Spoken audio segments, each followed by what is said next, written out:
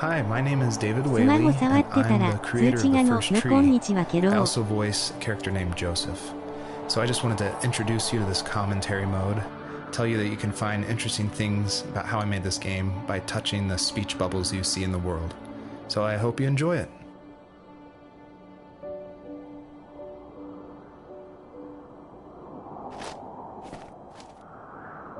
Are you awake? I thought I heard you get up. Yeah, I'm awake. Sorry, I just can't sleep. Are you thinking about him? Yeah, a bit. Usually get back to sleep, my love. I'm fine.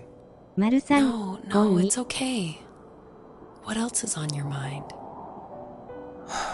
ち I は don't わら know, it seems weird, but I had one of the most vivid dreams of my life. I saw a fox on a snowy mountain, just looking confused and worried. Those eyes, I can't get those eyes out of my head. She was running in the windy snow, looking for something. Do you think it has to do with you and what's been going on? I don't know. It was just a dream, Rachel. They're not meant to make sense. A lot's happened the past couple days, that's all. Well, if you're not going to sleep anyway, あ you should ファ tell ースト me. ツリーだ I want to hear. 今月は All right.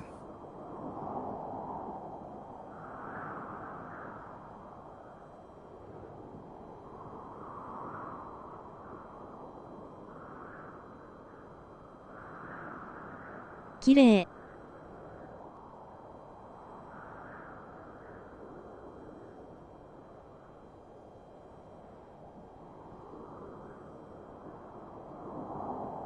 りんごさんこんにちは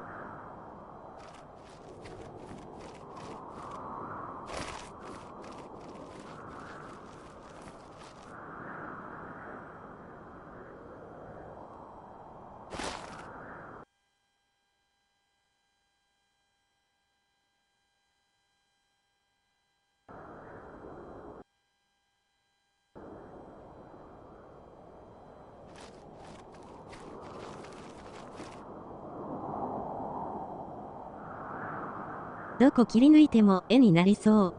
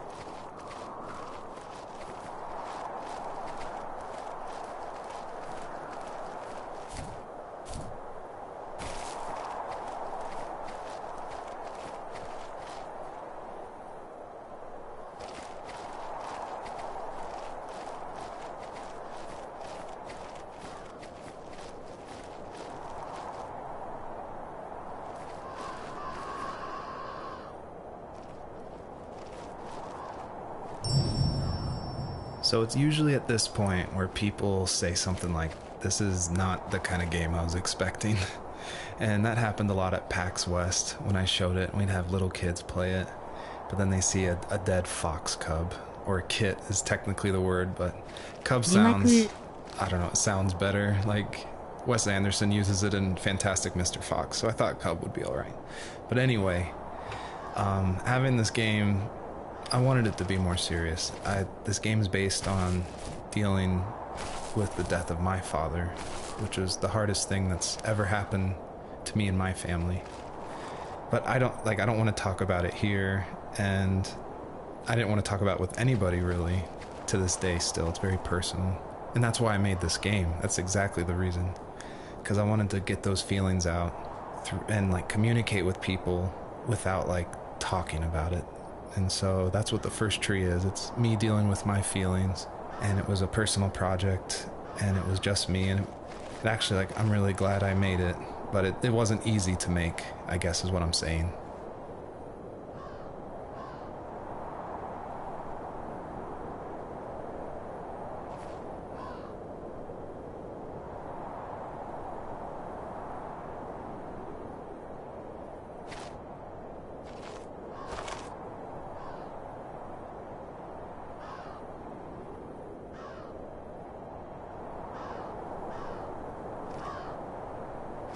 何やて。わからん。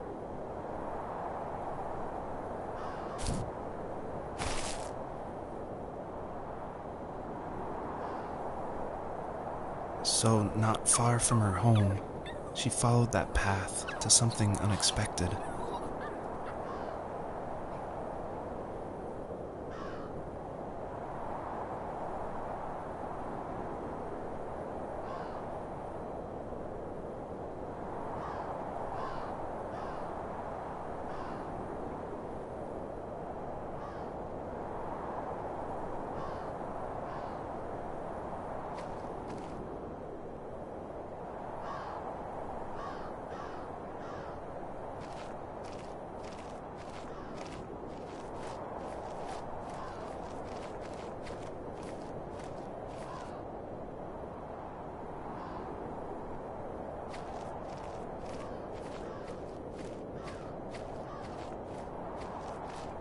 She couldn't stay, though. She had to find her other 2 children. So she took that path. She followed it towards something ancient. Something with answers.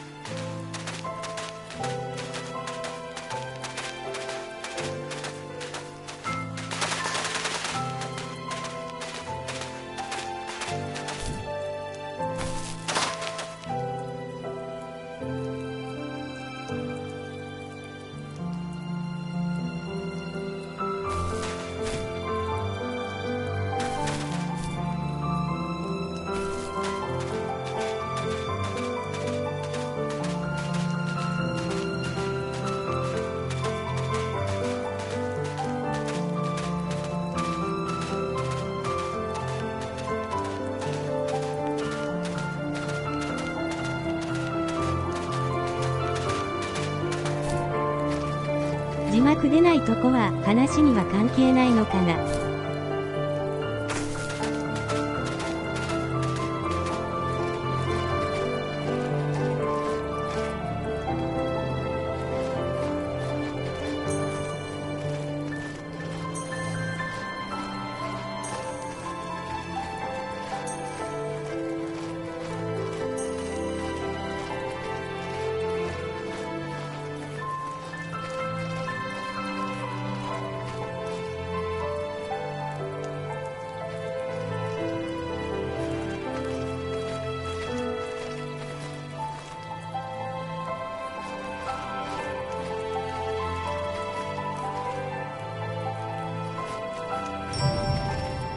bunnies were added because my wife, Elise, who also voices Rachel in the game, who's also helped a ton to make the game, as we were playing, she just said the world felt kind of empty and not alive enough.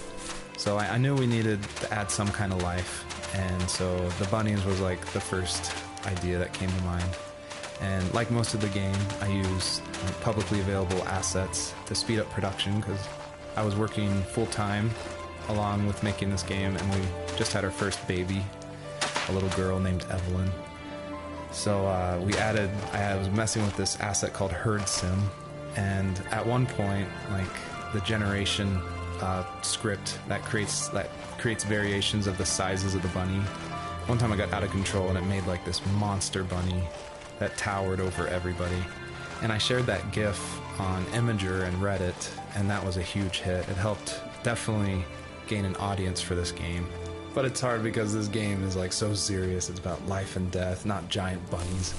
But I knew I needed something, like a shout out to that, because it was pretty fun. So if you're able to catch all the bunnies on this map, I think there's around 13, then you'll get a special surprise. So good luck.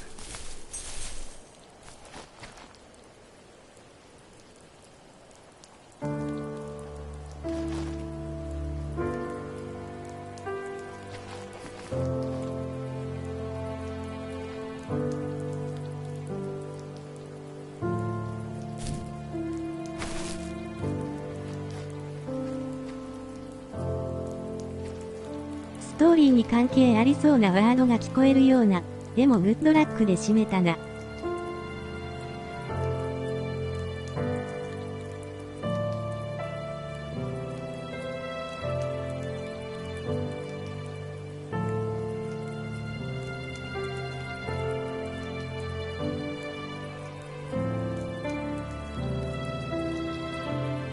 モンスターバニーとか聞こえました。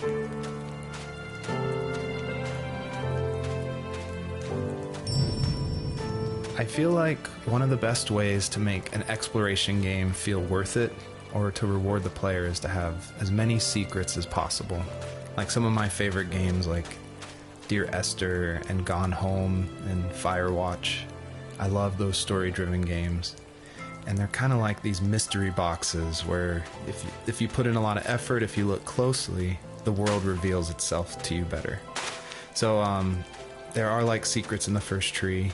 See if you can find one of these hidden items by digging around in these unmarked spots around this area.「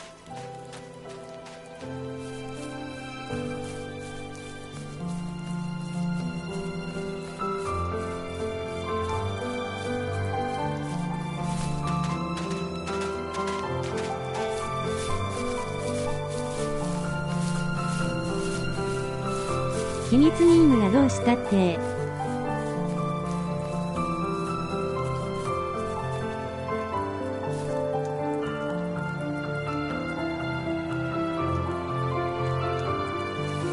As a kid, did you ever do show and tell in your class?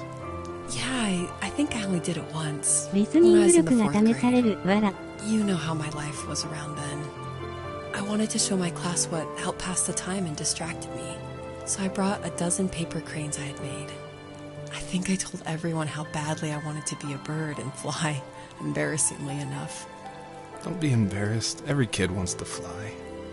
For me, it was another toy from my dad, a wooden boat. I remember guarding it so carefully in my hands as I walked into class. When I sat down, a group of boys immediately made fun of it. They asked which trash can I found it in, or why an ugly log was my favorite toy. When I got up, I didn't even want to tell them my dad had carved it. I said it was a joke gift my friend had given me.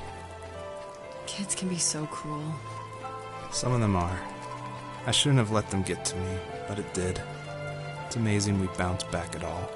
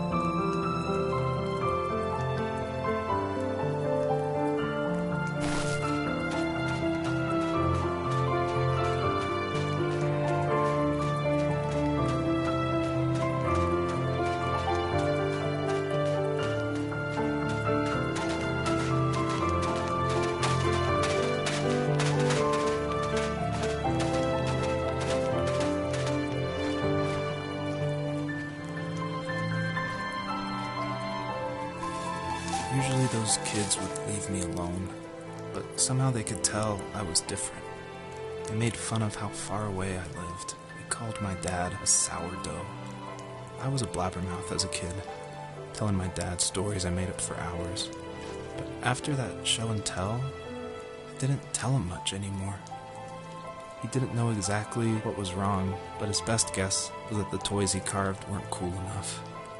He carved me a tank and tried to tell me what it was like to be in a real tank as a serviceman. I didn't know your dad was in the military. Yeah, in the army. The sad thing is that I'd pretty much forgotten until just now. There's so much I still don't know about him. I'm sorry. He knows how much you love him. You're going to see him again soon and have some closure, I'm sure.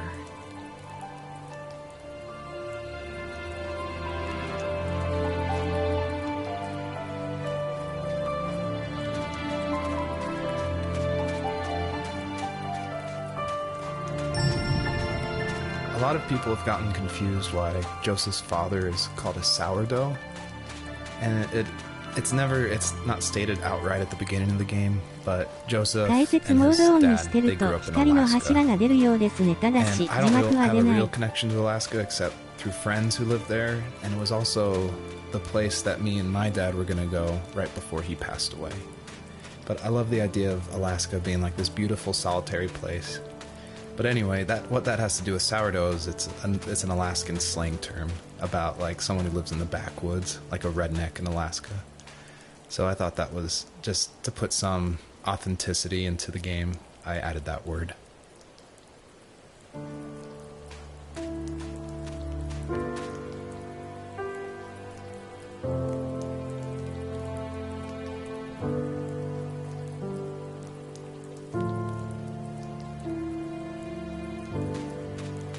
ですね。一応回収します。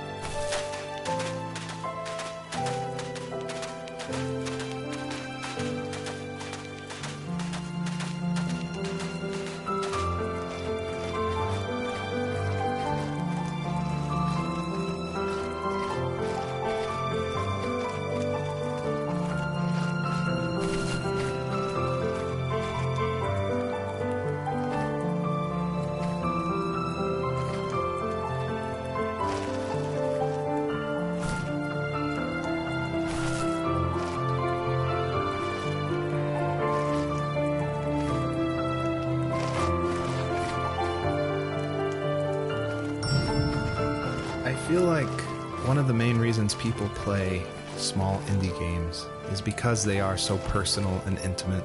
So I tried to put myself into this game as much as possible. So almost all the vignettes or little stories you hear in this game, they come from my childhood, where I grew up in the middle of nowhere in Central Virginia in the United States. So yeah, that's probably why I love games like this so much, where you explore this open, wide environment and just find interesting things, because that's exactly what I did as a kid.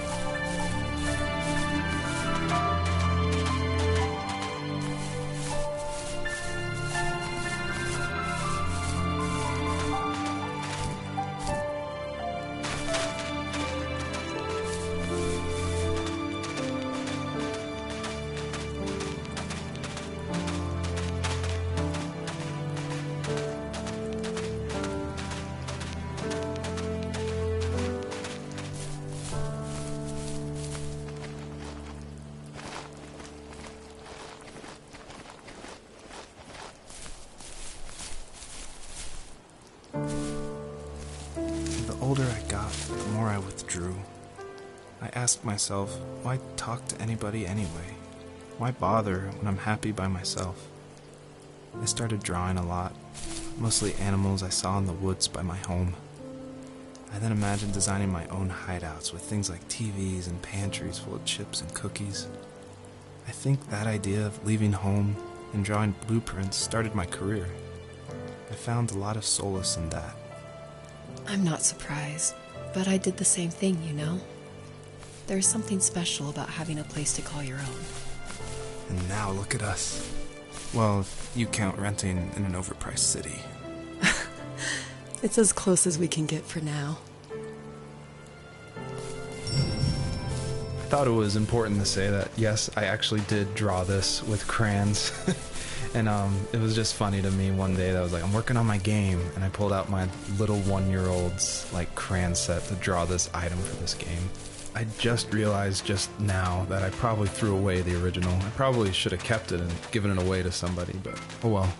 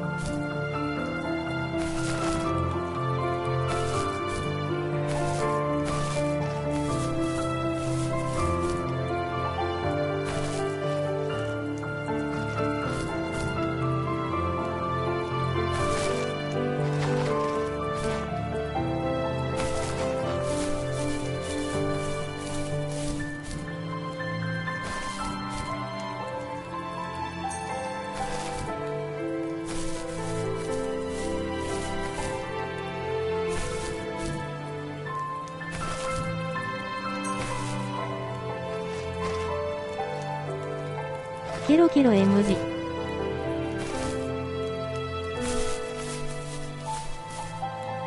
キツネさんやキラキラ。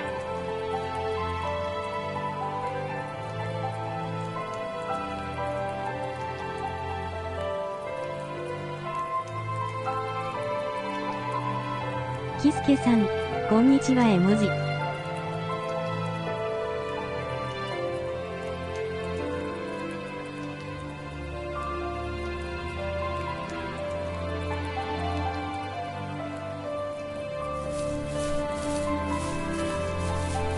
キツネシミュレーションではなく、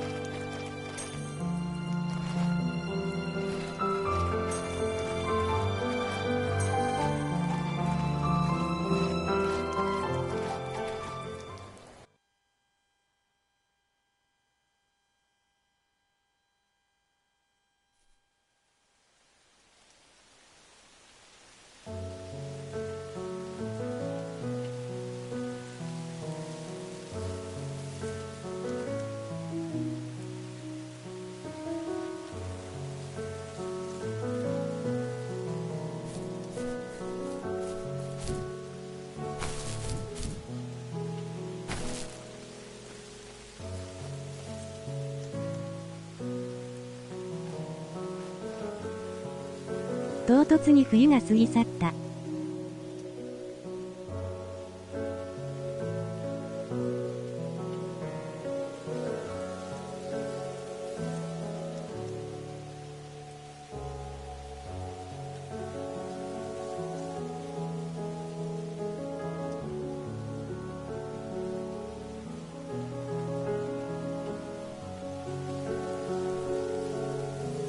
一面終了ですかな。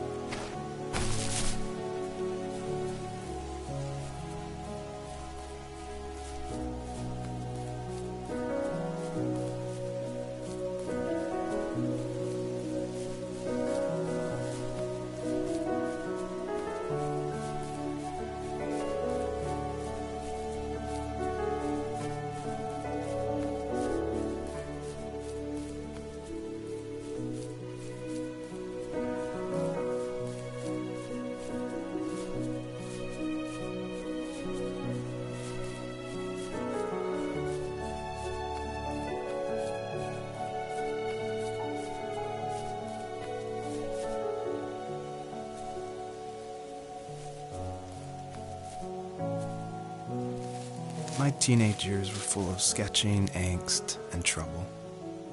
I wasn't popular or unpopular. Maybe just forgettable. I guess that gave me a sense of freedom. So I hung out with crazy kids, doing crazy things, even though I mostly just watched the chaos ensue. We did it all. Put fireworks in mailboxes, hide roadkill in people's garages, break windows of the barber shop in Anchorage. My dad was furious, but he was so busy working he couldn't do much to stop me from going out. I think being an adult means there's no one to stop you making hard decisions. He had to make a living, and he couldn't be in two places at once. Yeah, I realize that now. But at the time, I was sure he was more interested in growing his business than what was going on with me.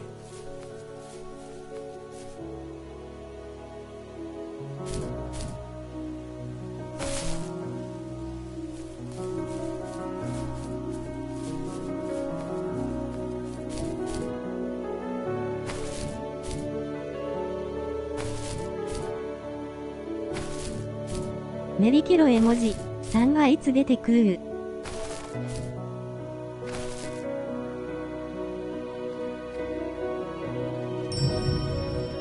This is the level that I showed at PAX West, which was a crazy dream come true that this hobby project was being shown next to all these amazing indie games.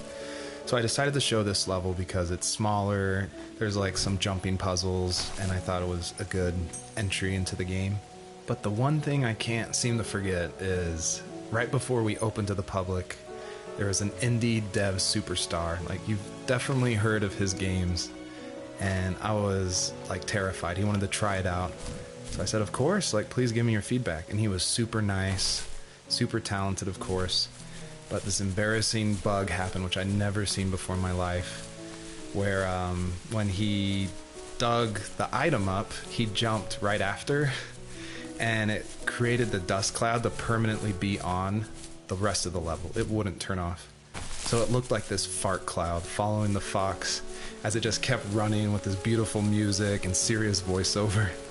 And it was horrible. I think about that every time I look at this level. But, you know, I was able to fix it, so I'm glad someone could at least find that bug.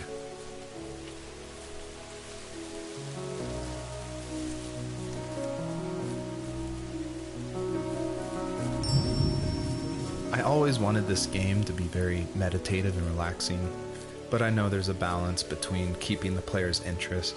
So I added this butterfly jumping mechanic just to like spice things up. I used a plugin called Playmaker for Unity, which in a visual editor lets you do interactive things, which is perfect for me because I do come from a film and design background. But on the flip side, I really wish I was good at code, because this jumping mechanic, the jumping mechanic in the whole game actually has frustrated a lot of players. But hopefully I've been able to fine-tune it, so it should feel a lot better now. I would just hate that this meditative game would get frustrating, so I've lowered the gravity, I've made the jumps more consistent, so hopefully people can just focus on the world and the story.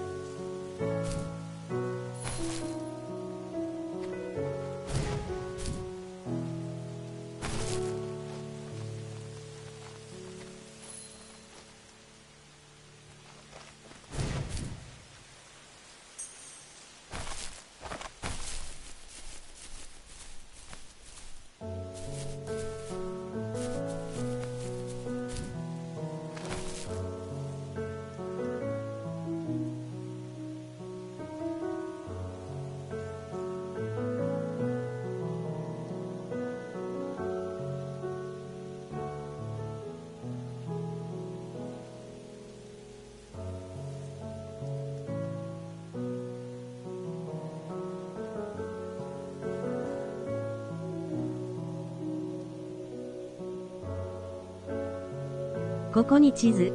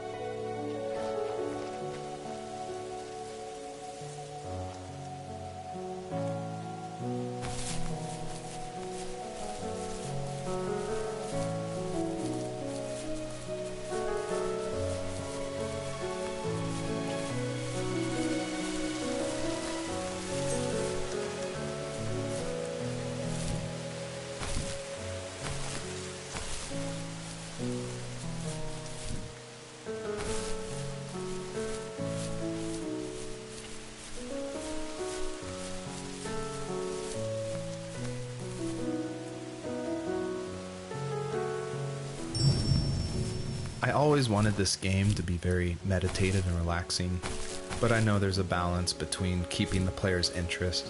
So I added this butterfly jumping mechanic just to like spice things up. I used a plugin called Playmaker for Unity, which in a visual editor lets you do interactive things, which is perfect for me because I do come from a film and design background. But on the flip side, I really wish I was good at code, because this jumping mechanic, the jumping mechanic in the whole game actually has frustrated a lot of players. But hopefully I've been able to fine-tune it, so it should feel a lot better now. I would just hate that this meditative game would get frustrating, so I've lowered the gravity, I've made the jumps more consistent, so hopefully people can just focus on the world and the story.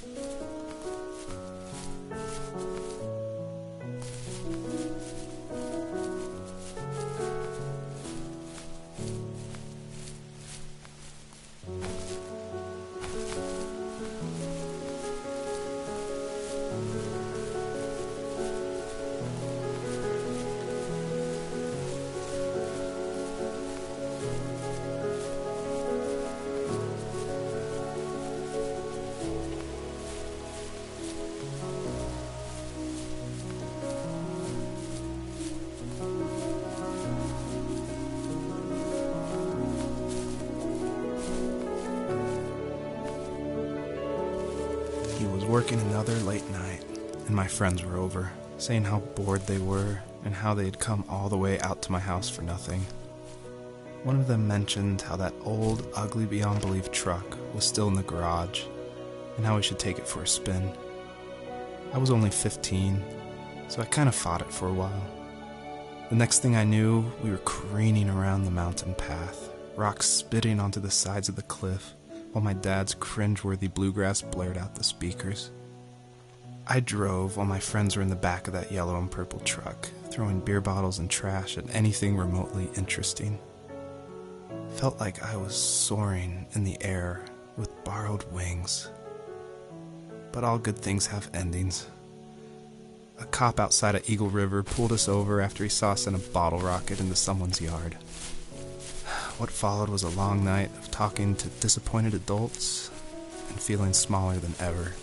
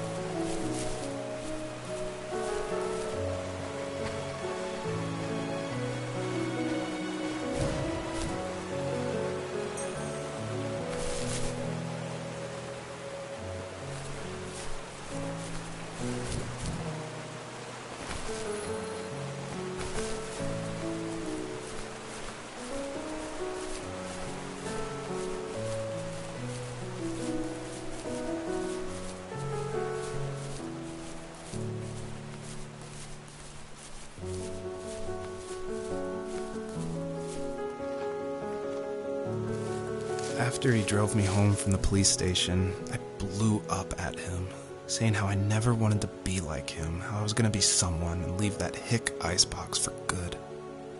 He just looked forward at the road with tired eyes. I took out that bluegrass tape from the cassette deck and chucked it out the window. In my sage teenage wisdom, I thought I had proved the ultimate point. But my dad had a different idea. He slammed the brakes, slowly bowed his head while gripping the steering wheel, and finally looked at me. All he said, like it was a polite request, was, "Make this right."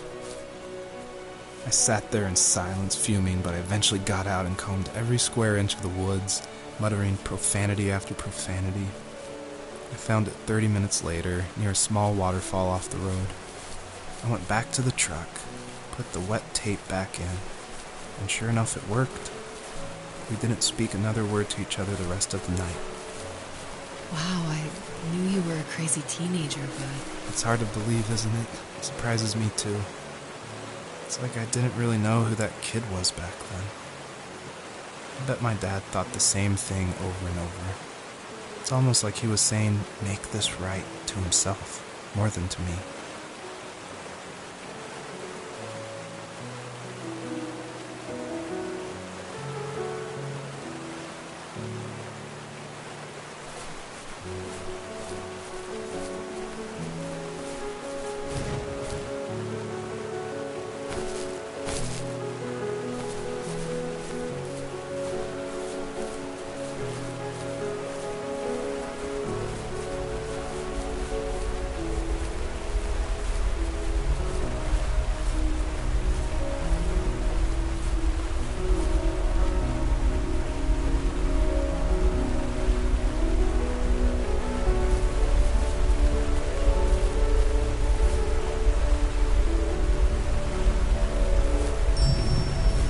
You may have noticed there's a little pond here, and believe it or not, I tried everything I could to get swimming working in this game, and I just could not do it, unfortunately. And so all the water in this game you can just stand in, which is, it still like bums me out, but the systems were not working, it was buggy. So I just had to throw it out, which, you know, I think it's okay. Like, I wish it was there, but again, the focus of this game is on the story.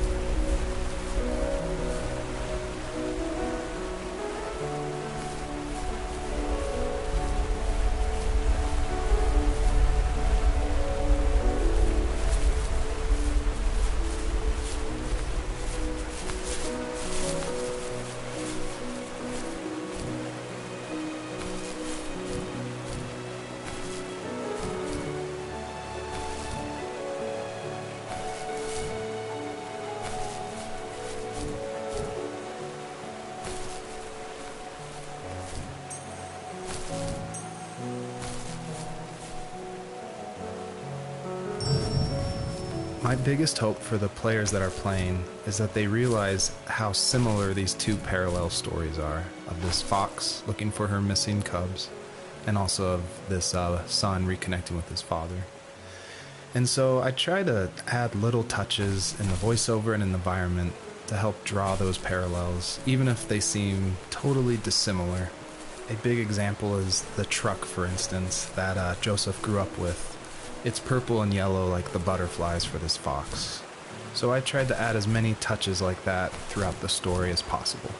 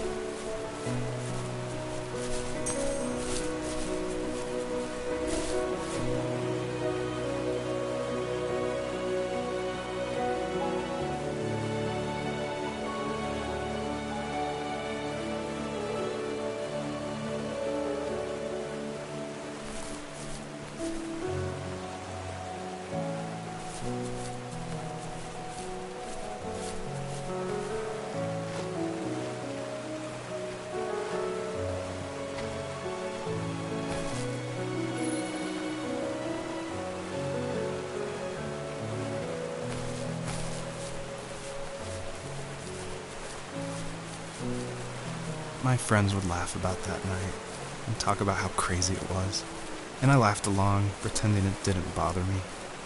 But it did. I imagined my friends growing old in the bush, unable to find that thrill in those godforsaken ice fields. It's like those mountains were a literal wall, keeping me from leaving, where all I would have to look forward to are lumber yards and evening beers. I had to climb over. That was my only goal for a long time.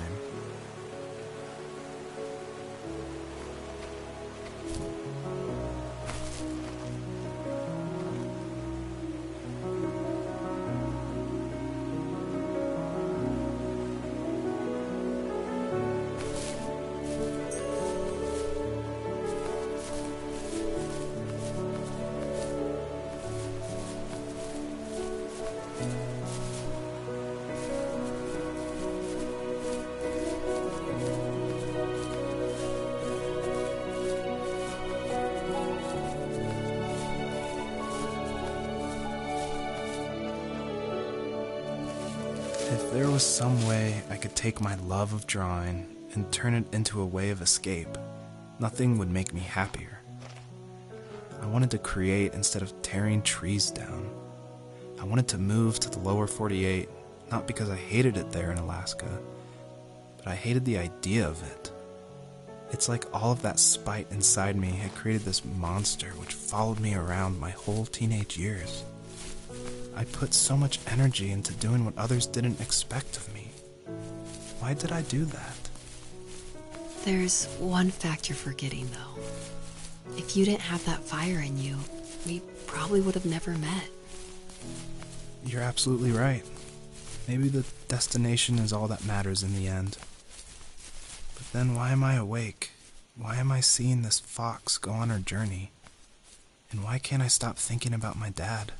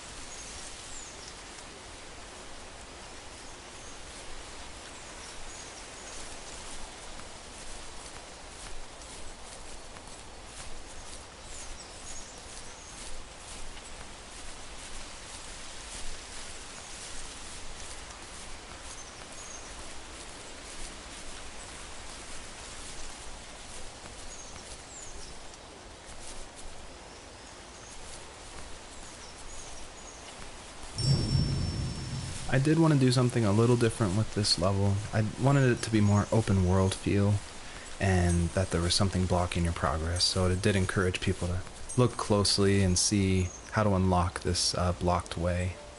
And I do like just walking around this level and listening to the beautiful music by Josh Kramer. His work really sets the mood for the whole game.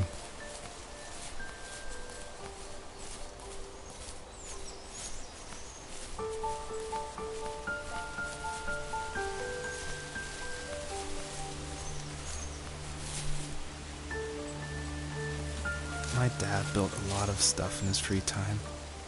If he wasn't watching fly fishing or reading Tom Clancy novels, he was carving something. He made tons of birdhouses. Not that he was into bird watching, but I think he really missed working and adding on to the home. If he couldn't afford the time to build onto our own house, he would have to settle with watching birds move into their little homes.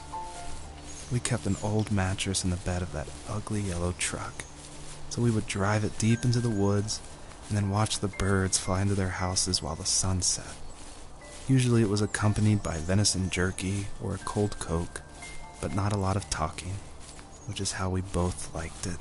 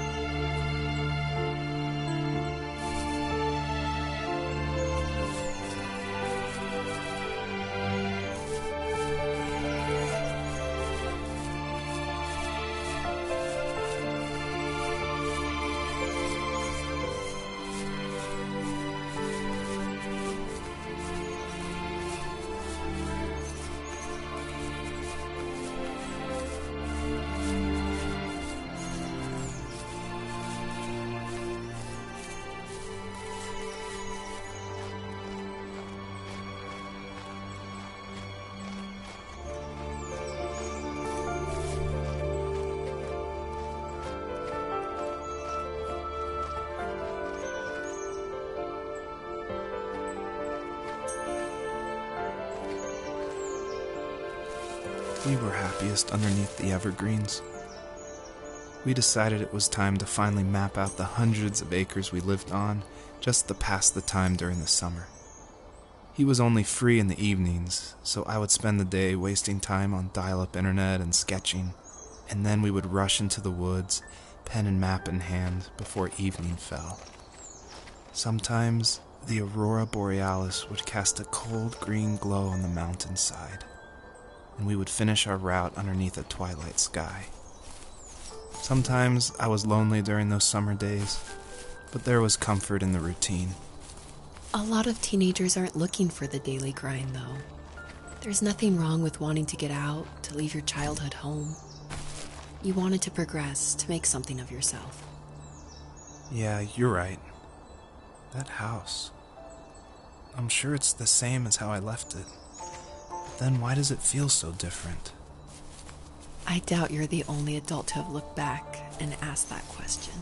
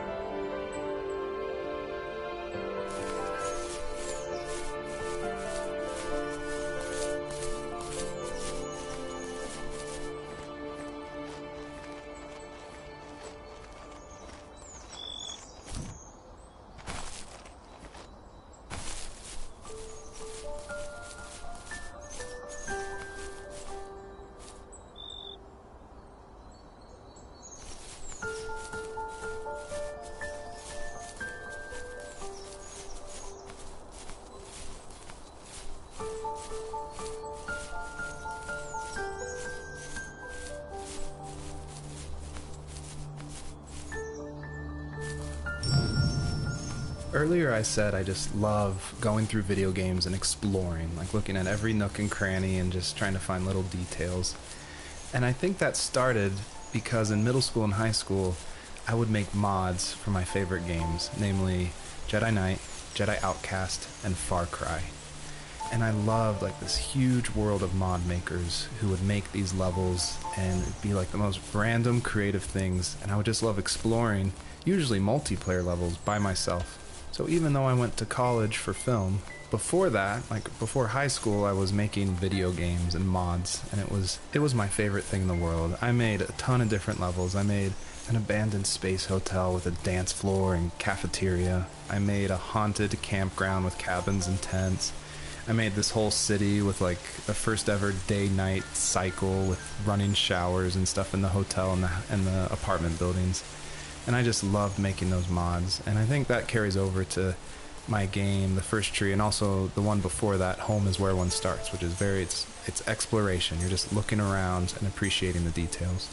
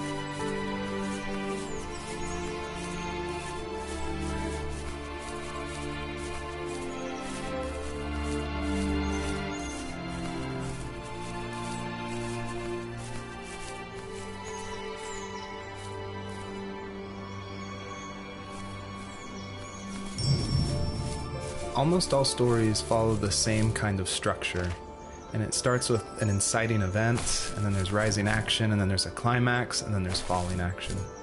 And it's actually really difficult to make an interesting story where you only hear these two people talking, and it's spoken through a dream that's already happened, and the most of the action is about this animal that isn't directly related to this couple at all. So I don't know what I was thinking, but my hope was that it would create some interesting things and connections that I didn't see before.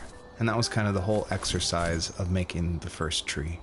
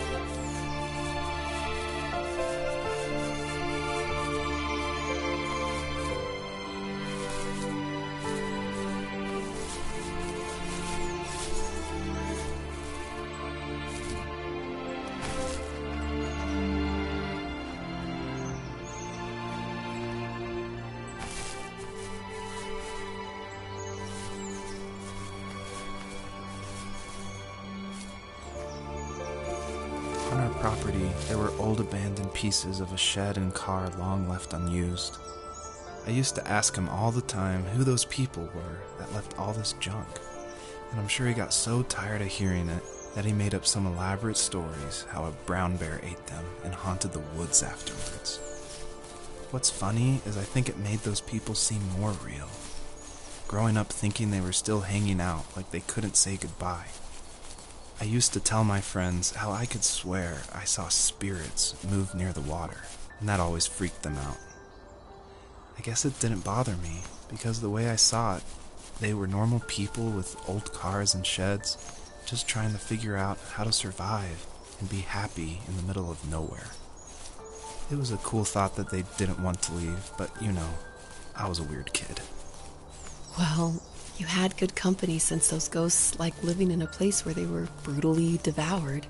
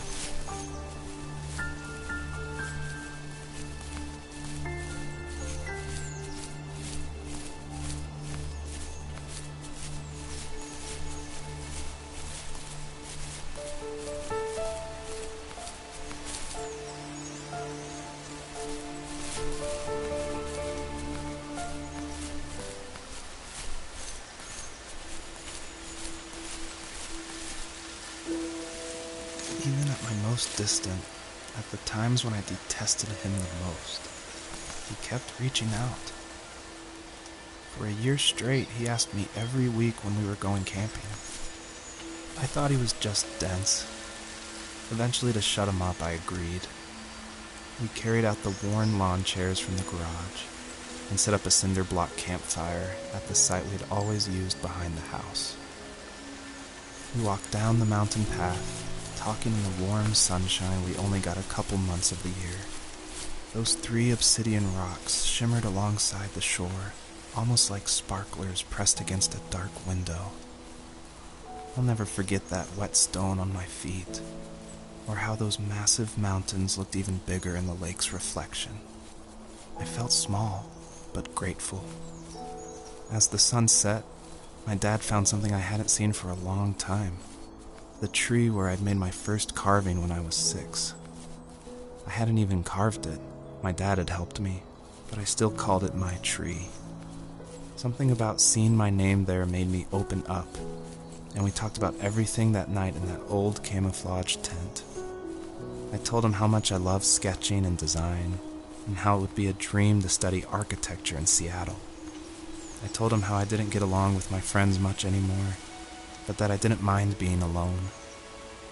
He told me he was there for me, and he joked that if all he had to do was write my name on a tree to finally get me to talk, he would have left me carved logs with novels on them in front of my room every morning. I don't know why it took me that long to realize it, but it was then I knew how much he had sacrificed for me.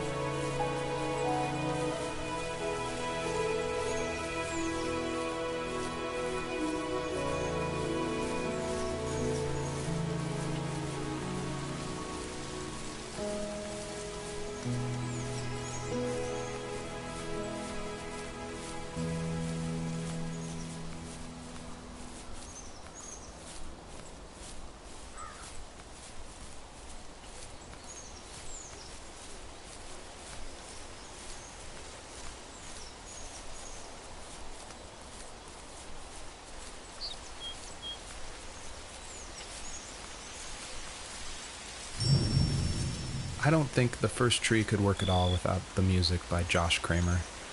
And his music, it's actually publicly available to license, and so it was affordable for me since this was a hobby project. And it's something I like to tell new indie developers all the time, like, you can't afford that composer, you can't afford a full-time programmer. You need to cut corners and finish your game, and the way to do that is to use these amazing publicly available assets that anyone can purchase and license.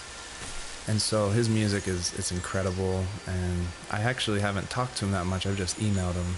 But his music was nominated for Most Emotional Music at the Emotional Game Awards in France, and he's just a really nice guy. And I think there's so much amazing content out there that if you're thinking of making a game, like, look around and see what you can make work on a tight budget, because it worked really well for the first tree.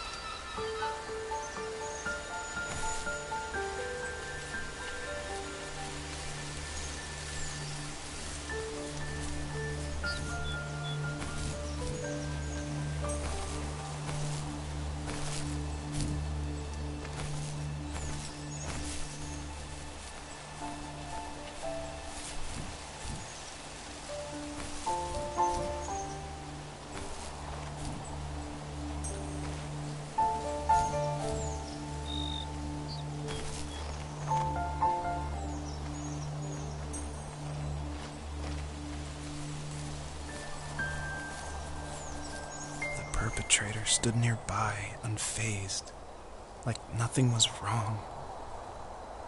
My dad is dead, and he's never coming back, Rachel. I can tell you these stories, but I can never reminisce with him again. He can never hold a grandchild that we'll probably never be able to have. I can never talk to him again, and I'll never be able to say I'm sorry for everything.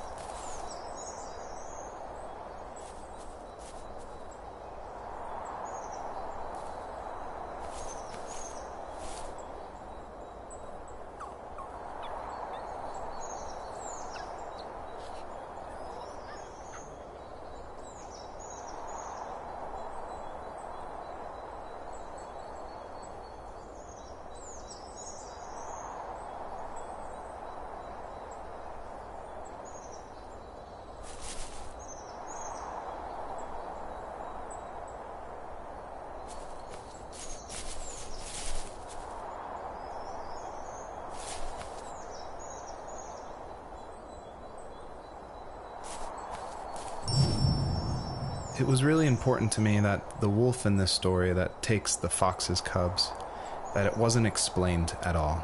Like, it's just this entity that's in the background.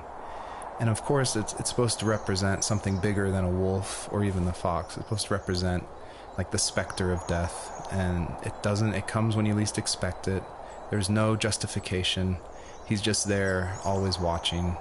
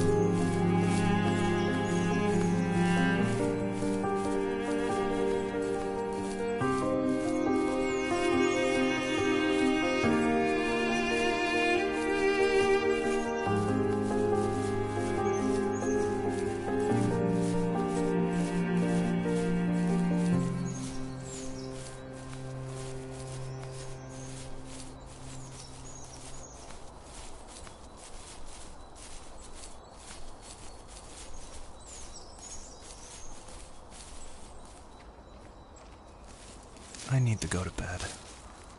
I just can't talk about this anymore. Good night.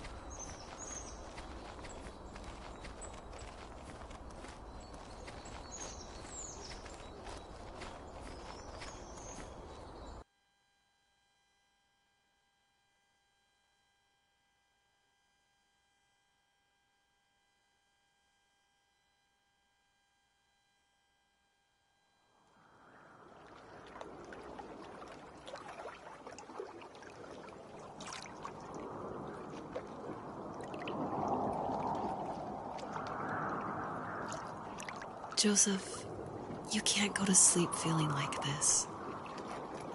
I'm sorry for everything, and I know you need space, but I'm here for you. You don't need to feel so lost.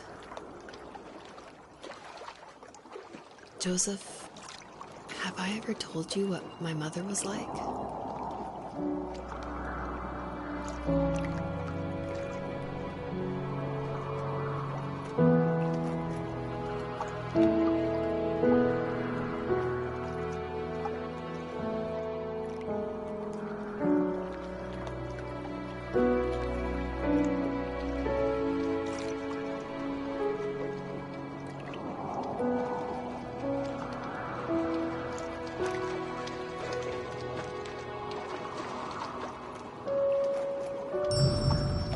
Hello, my name is Elise Whaley, and I was the voice actress for Rachel. I'm also David's wife, so that was convenient for working together. I was actually the voice actress for his first game, Home is Where One Starts, and I guess that I did a good enough job that David wanted me back, so I did the voice acting for this one as well. David definitely coached me through it because I'm pretty inexperienced when it comes to that. Home is Where One Starts was my first time ever doing voice acting of any kind. And we watched a lot of trailers of movies we liked to get the voice right of female leads who were talking in the trailer and try to mimic that and bring that into the game. So that had the right kind of feel and the right kind of atmosphere for the voice. My character actually is the same character from Home is Where One Starts. If you've played that game, you probably connected that together. And this is her probably about 15 years later, maybe 20 years later, in this game. I was happy to revisit the character of Rachel. we kind of leave her in an ambiguous spot, and Home is Where One Starts. It definitely ends on a hopeful note, but there's not a lot of details. And in this game, you see that she's able to move on through a lot of her issues that she had from her abusive home and be able to start her own family and start a new cycle without that abuse, which I think is really inspiring.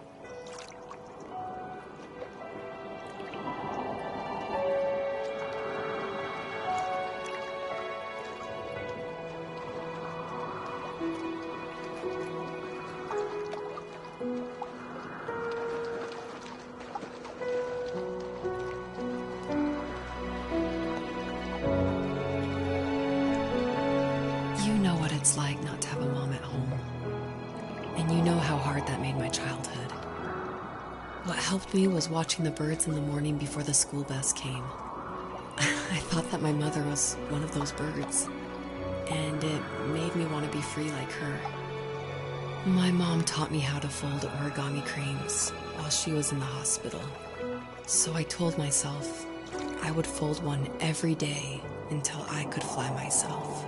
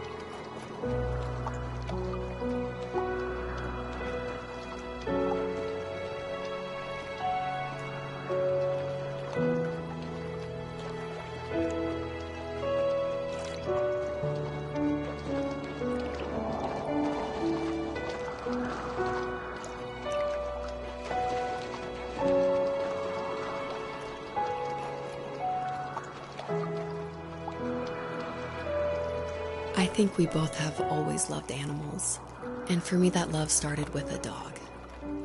Sometimes this Rottweiler would come up to our property line and wait at the fence for me, but only once in a while.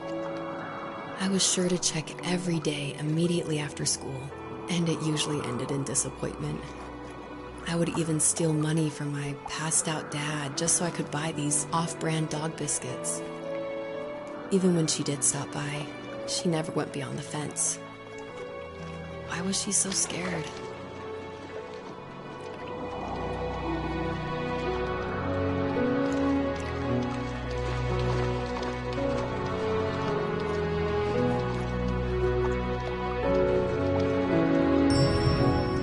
So it's always interesting working with your spouse, because especially on a creative project, because they want your feedback, but it's something that's also dear to their heart, and they're dear to your heart, and you definitely don't want to hurt their feelings. So I was a little nervous when David asked me, he had finally finished writing the script, and he asked me to go over it and see what I thought. And I had minored in English. I majored in art, but I minored in English, so I felt like I had a little bit of experience. But I was definitely like a little scared, because you don't want to be too harsh, but you also want to be honest. And it was the biggest relief when I read the script, and I was like, oh good. My husband's a good writer. I don't have to change that much about this, just a few like grammatical things.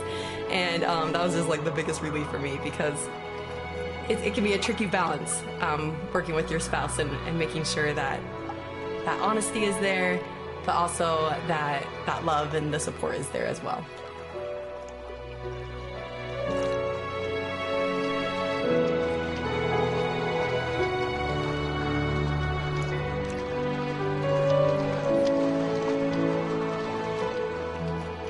I think my dad was the opposite of your dad in almost every way, except he was in the military as well. He coped with alcohol of every kind. The trailer started falling apart, he got angry, and I withdrew. More and more I became the weird, quiet kid who made lots of origami birds and carried dog biscuits around. I think we were pretty similar when it came to being the weird kids. And that same sincerity in college was one of the reasons I was so drawn to you.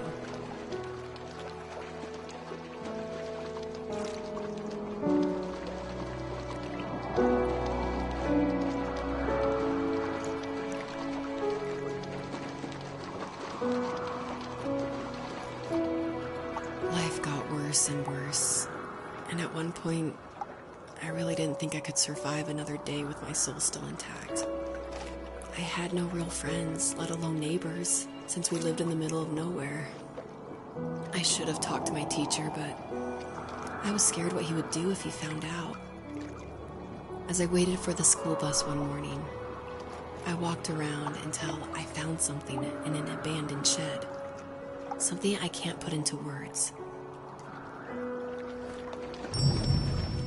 So we're talking about Home is Where One Starts a lot, so if you haven't played that game, maybe this doesn't make as much sense, or maybe this is a little plug that you should go play it. But in that game, it actually features one of my artworks. I work as an artist and paper cutting, actually, and David used one of my artworks as a graffitied stencil in Home is Where One Starts that's against the wall of this shack. And it actually shows up again in the first tree, just a fragment of it. The first tree, the title actually comes from one of my artworks that I made back in 2015, I want to say. And I made this artwork while I was pregnant with our first child. And it had a lot of meaning for me, and David actually helped me come up with the title.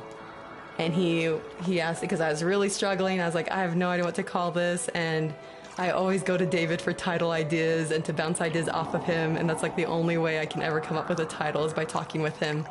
So we were talking back and forth and looking at this artwork, and he said, well, what kind of like movies or shows were you watching while you're making the artwork? Because my work's pretty tedious, so sometimes I'll watch a show or do some Netflix binging while I'm creating it. And I was like, oh, I actually watched Tree of Life a ton.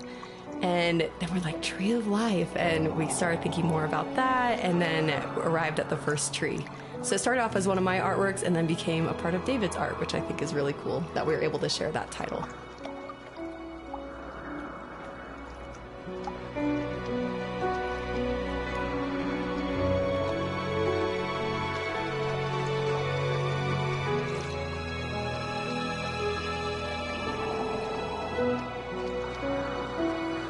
I summoned courage I didn't know I had, and I broke into my dad's room and found the key to the shed where he had locked my bike. I'll never forget that feeling of the wind rushing by my ears as the sun rose over fields of wheat. I was flying for the first time. I biked as far as my legs could take me until I found a house that felt friendly and that felt like home. Those strangers helped me in so many ways. And if it wasn't for them, I wouldn't have found my foster family. And if it wasn't for my parents, I wouldn't have met you.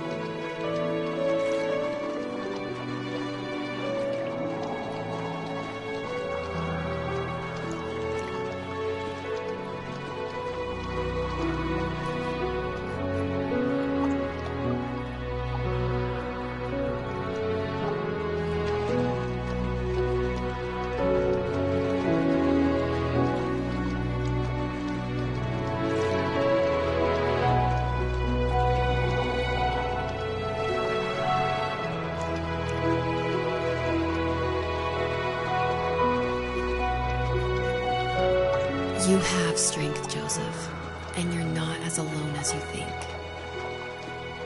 It's all just so pointless. Just waiting for life to happen. It's like having the home I always wanted is cursed out of my reach. The thought of being a parent myself. How could I do that when I couldn't even be a good son? I'm sorry. I know what you're saying. I just don't know how things will work out. These quiet hours will turn into years. We'll wonder which roads passed us by. Then we'll forge a new road together.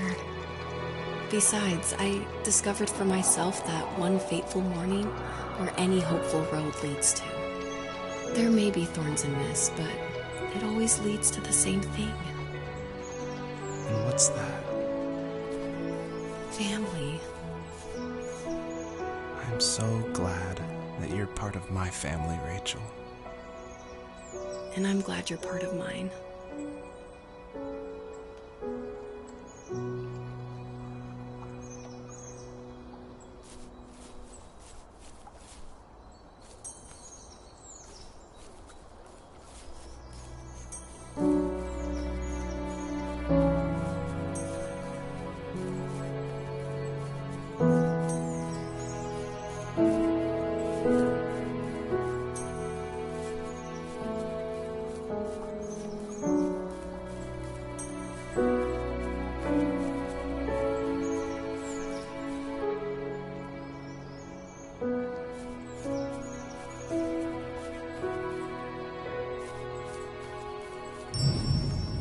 A question I get a lot is why a fox? And it ties into just how important family is for me. And Fox is actually a family name from my wife's side, from Elise. And she always heard about the legacy of the Fox family. And because of that, growing up, it was her favorite animal. She even made these 2 wooden foxes for our wedding cake toppers. So I thought it would be cool to have that animal in the game while these 2 people are having this conversation in the middle of the night.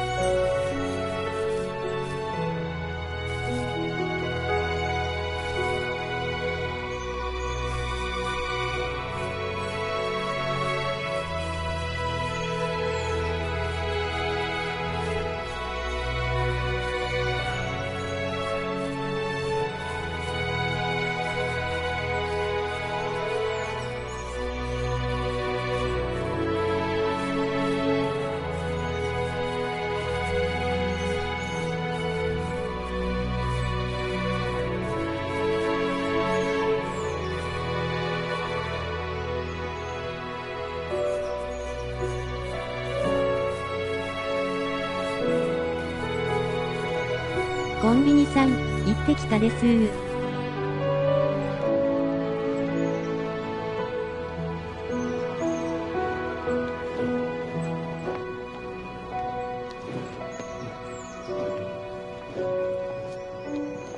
おかありさん。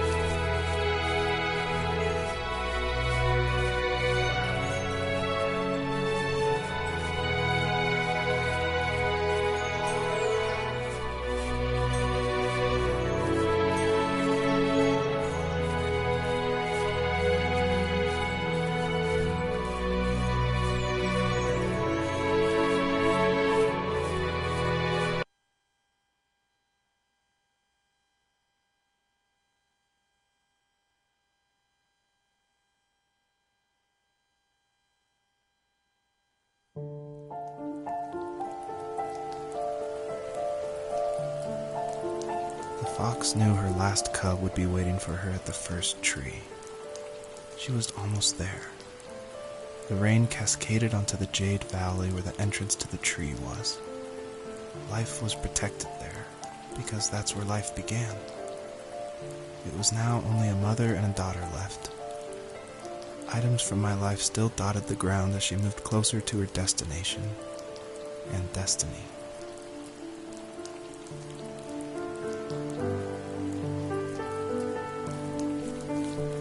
うちってのはやめてほしい。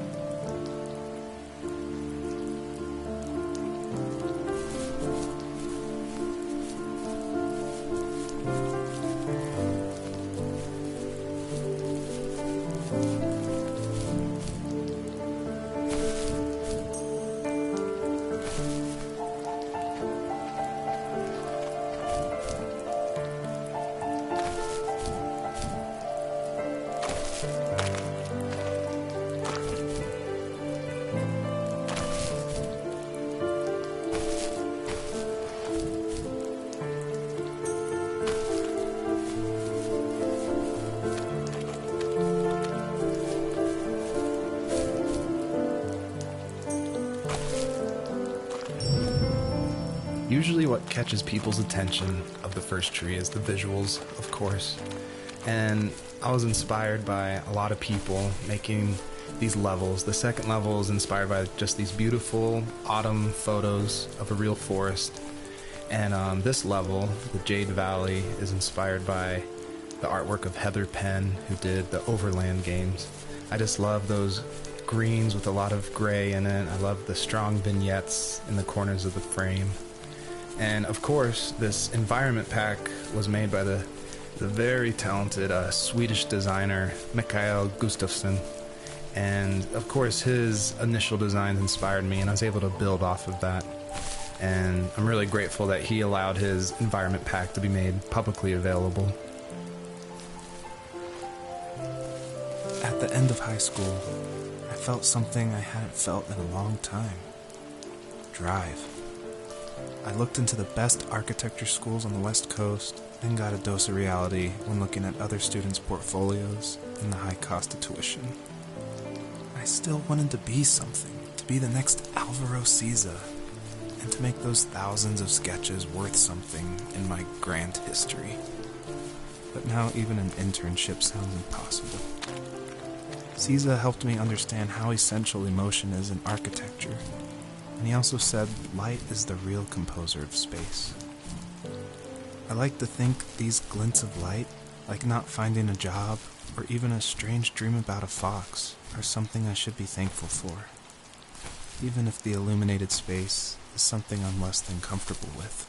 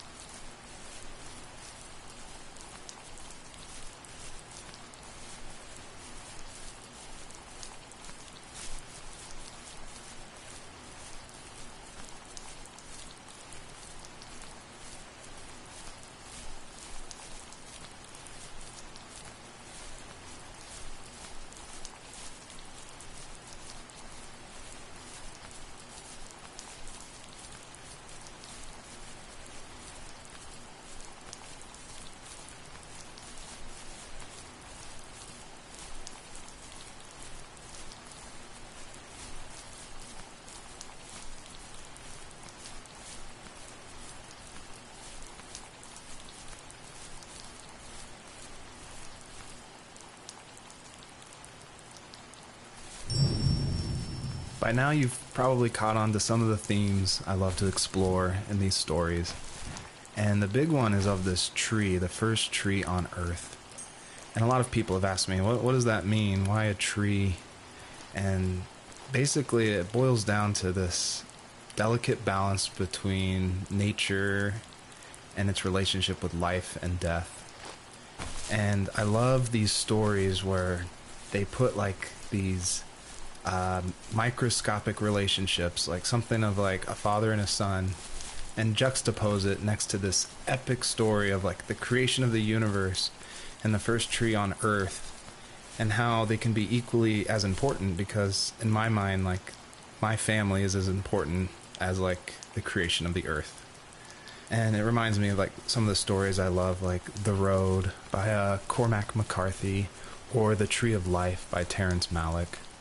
Basically, I wanted to make sure the player felt that there was a higher power than themselves, and that there was something watching over them as they went through this story.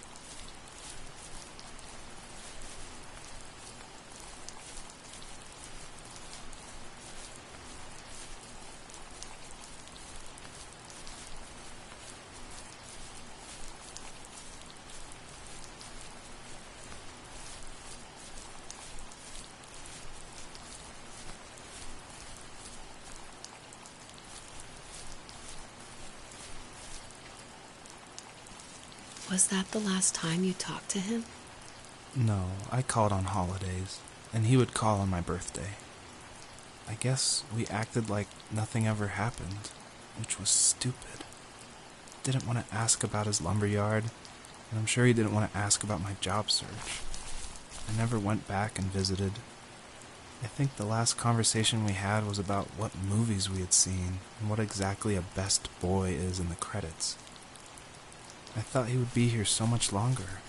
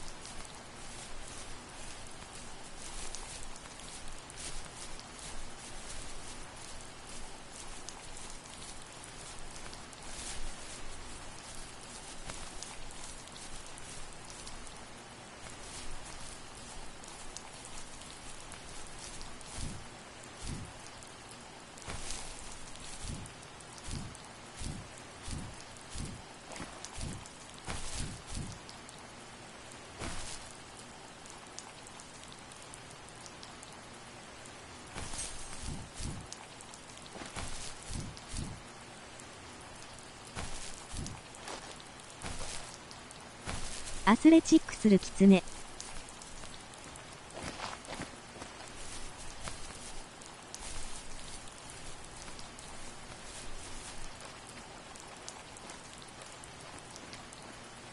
絵文字。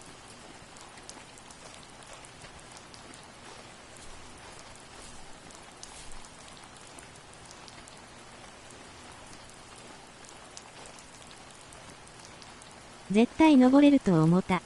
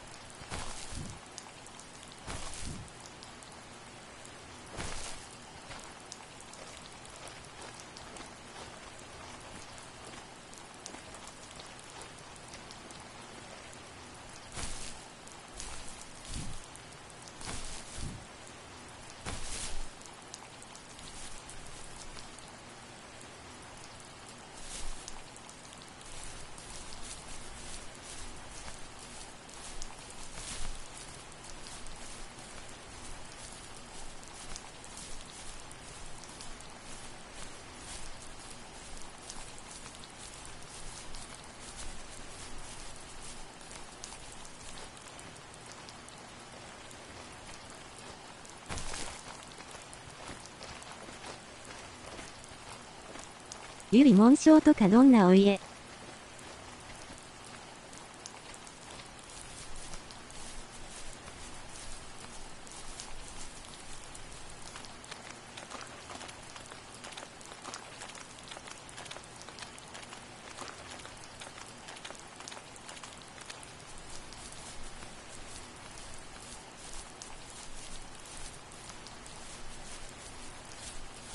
呪われた一族や。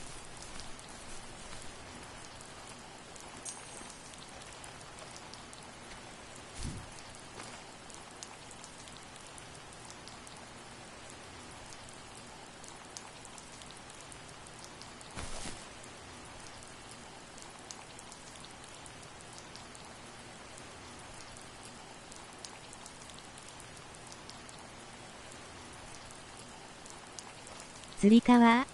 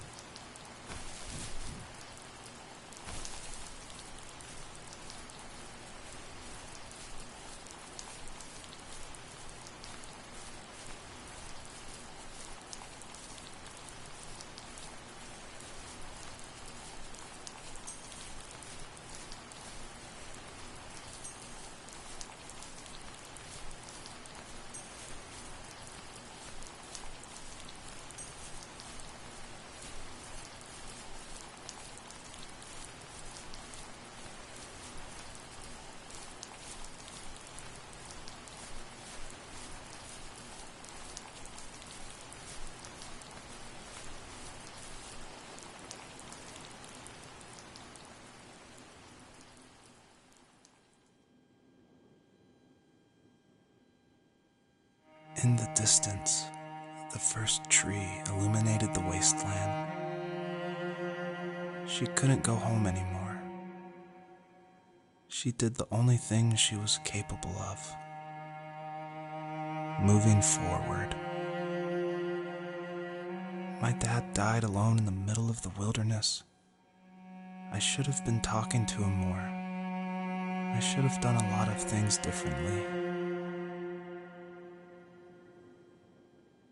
If the first tree on earth brought life with it, if it taught the birds to sing and fly and showed saplings how to grow, what could it do for us?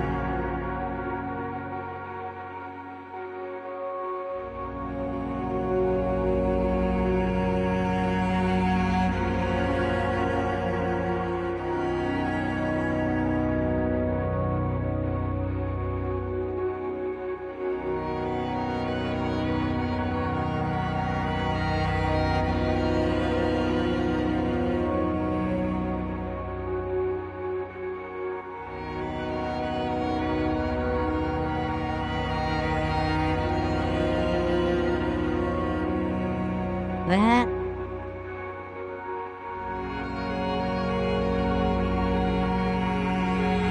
子狐さん。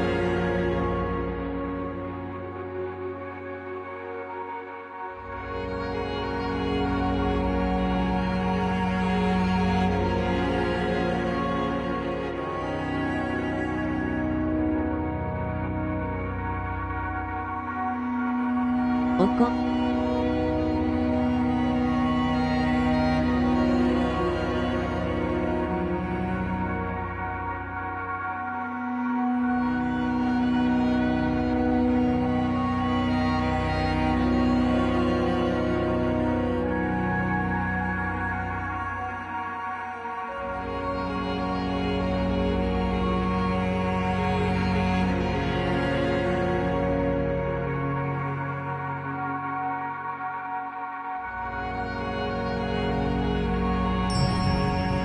Obviously, this is a really emotional part, but I'm going to talk through it anyway. A lot of people correctly identify that Journey was like a huge inspiration for the first tree. And this part, it is like a callback to that part where you're climbing up the mountain with your friend you don't know, and it just gets snowier and snowier, and you just keep going, and then eventually you collapse. And that part, that made a huge impact on me. And I don't even own a PlayStation 3 or 4. I rented a PlayStation from like a rent-a-center right after completing Home is Where One Starts, just because I'd heard so much about it. And everyone was right, it was a very impactful game, and it definitely inspired the first tree.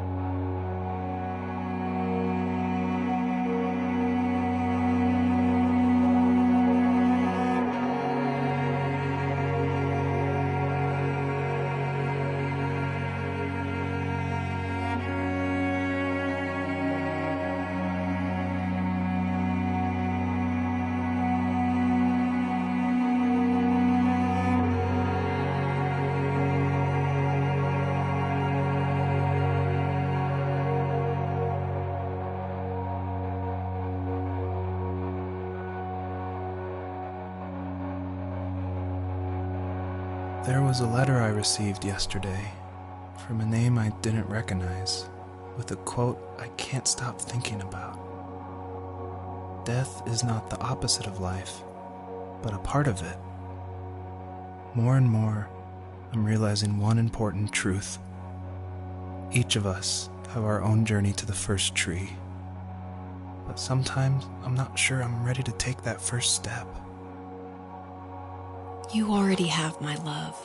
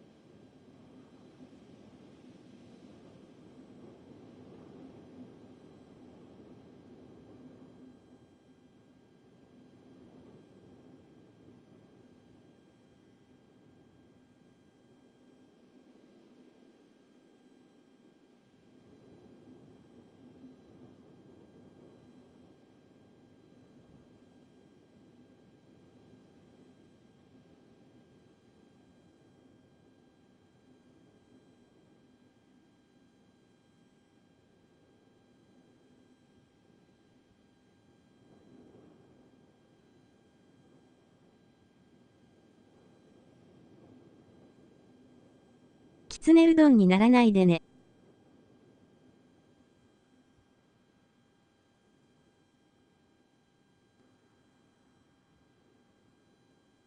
わら。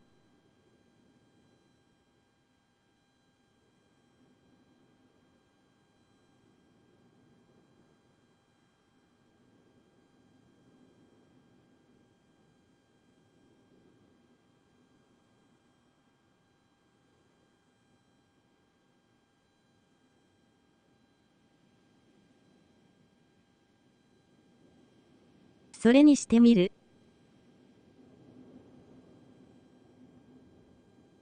わお。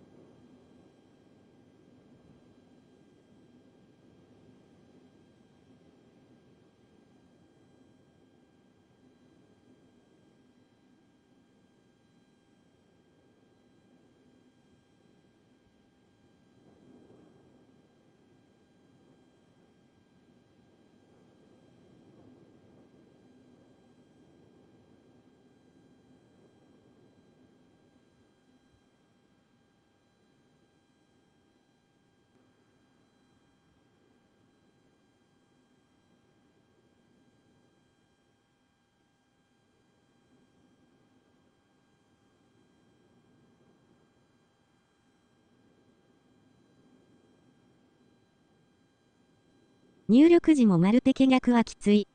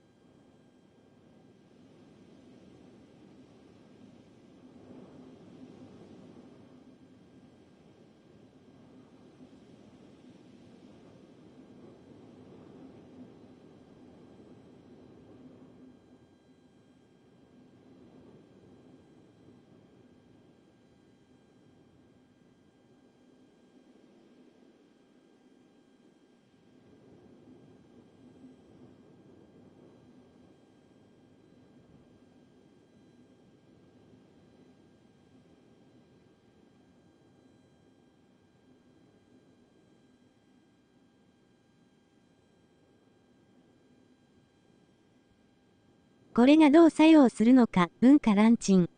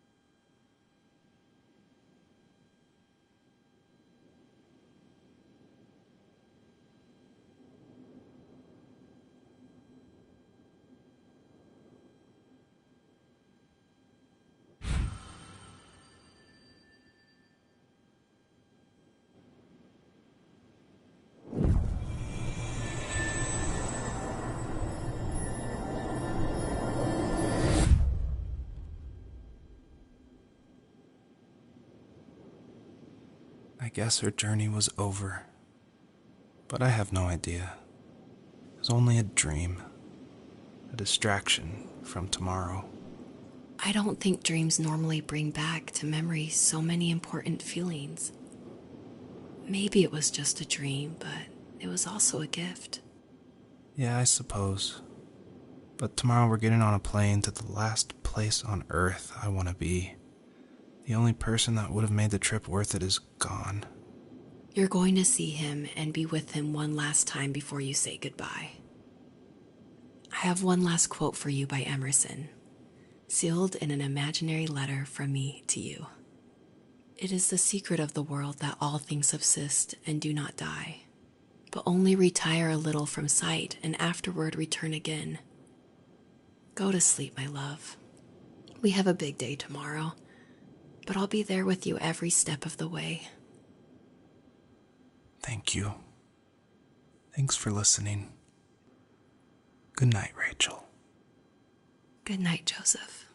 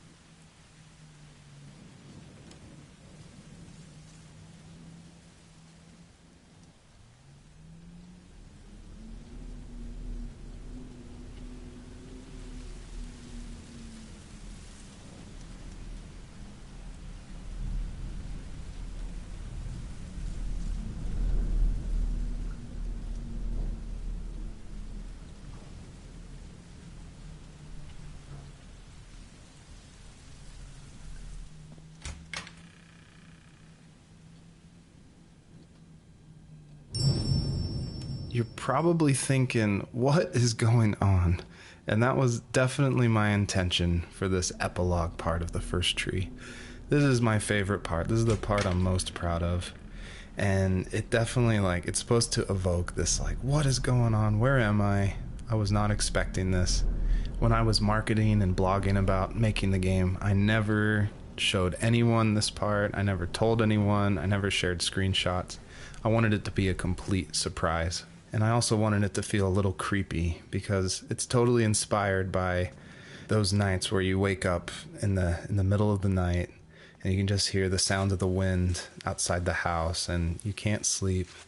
So you walk around in this like twilight stupor. And I would say the whole first part of this game where you play as the fox, its whole purpose is to set up for this conclusion. So yeah, I would encourage you to look around and see how many things you recognize from the earlier part of the game.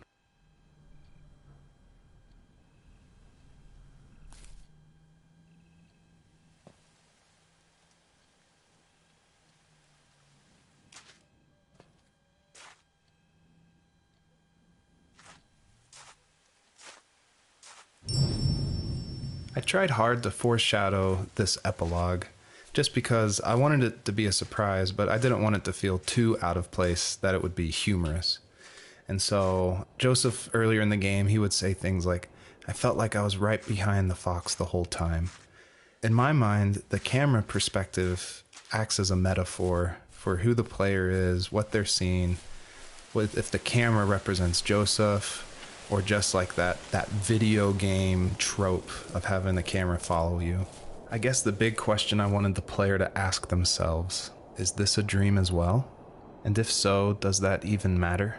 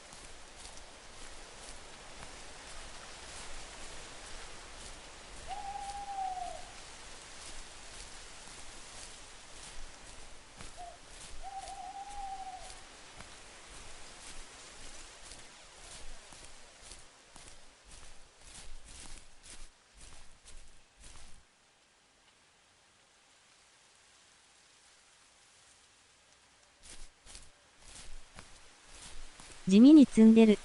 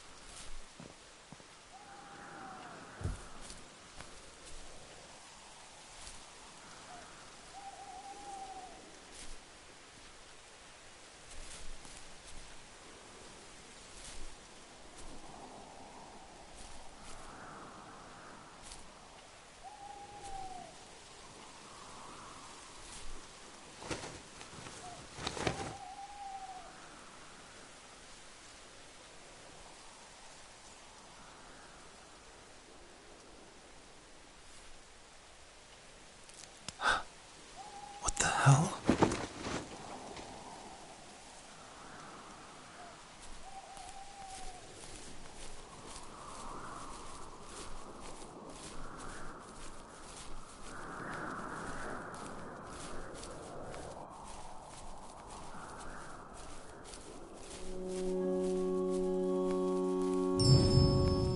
I purposefully fade out the crosshair in the middle of the screen because I wanted it to be a direct callback to the camera following the fox in the first 5 levels of the first tree. I wanted it to go for that gut reaction that this was very familiar, yet totally in a different world.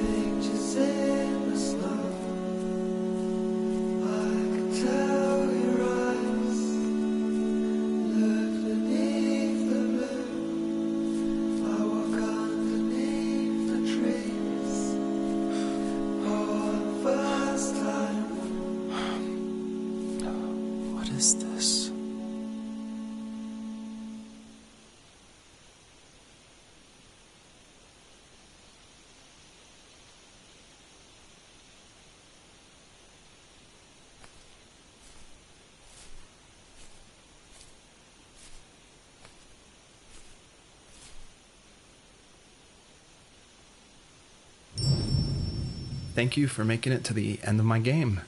And I hope you enjoy the personalized message that is featured on the trunk of this tree. It's a message submitted by another player that's retrieved from a database, and it's retrieved at random. And I did this because I wanted people, even if they feel alone through trials of death, that there is a community, an invisible community supporting each other. So thanks for playing.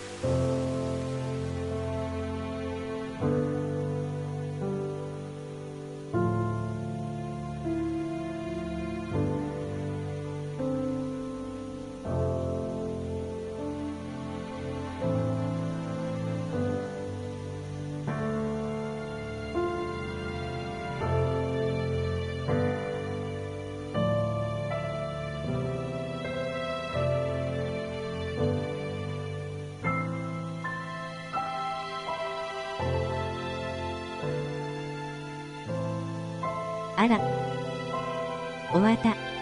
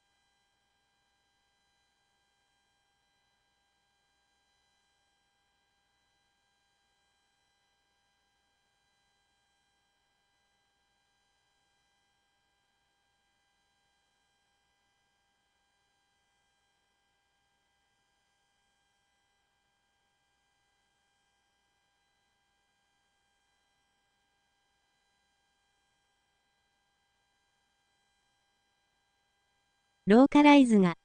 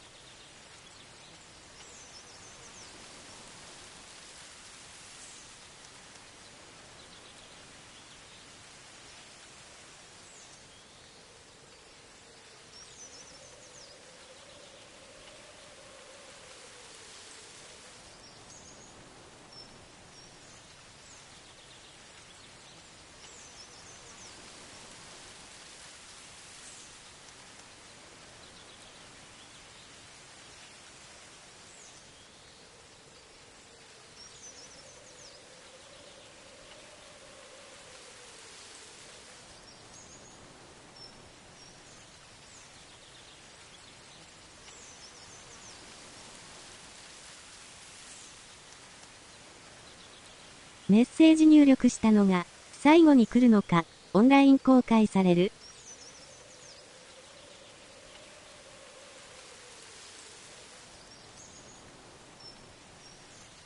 つねうどん。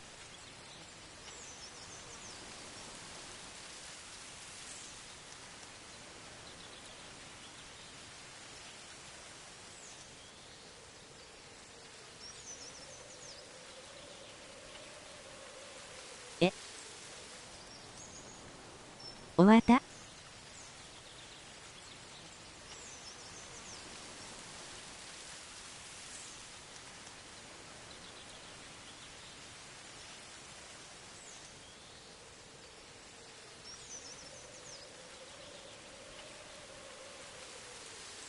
フォックスうどん。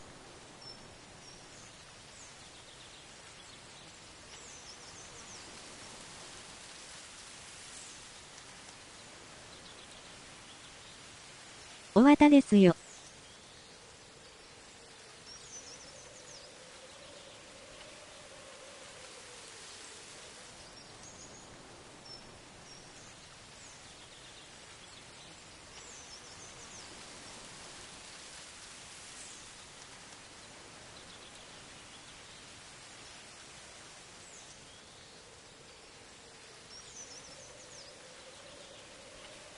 なんですと。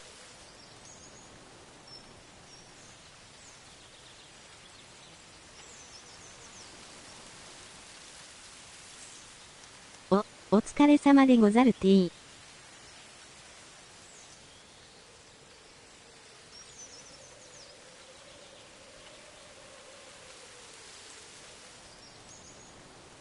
ありがとです。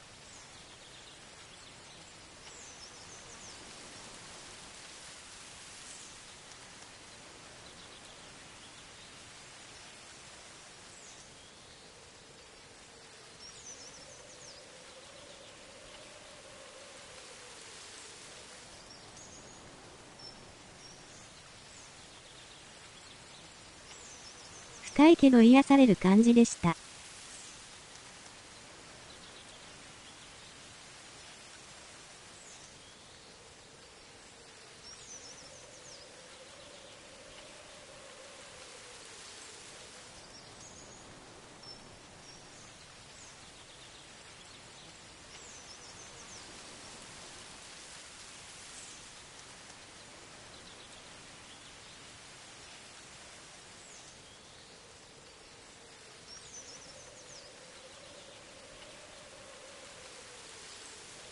終わりますね。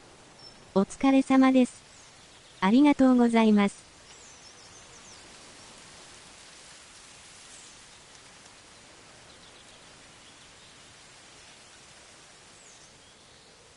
繰り返し、逆三角。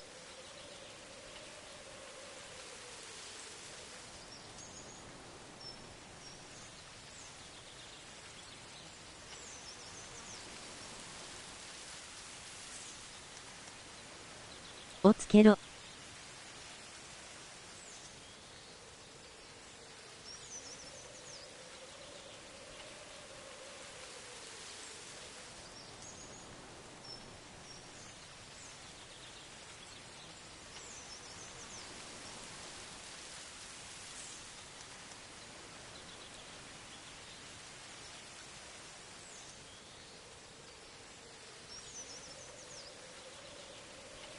りんごさん、きすけさん、ありがとうございました。お疲れ様です絵文字。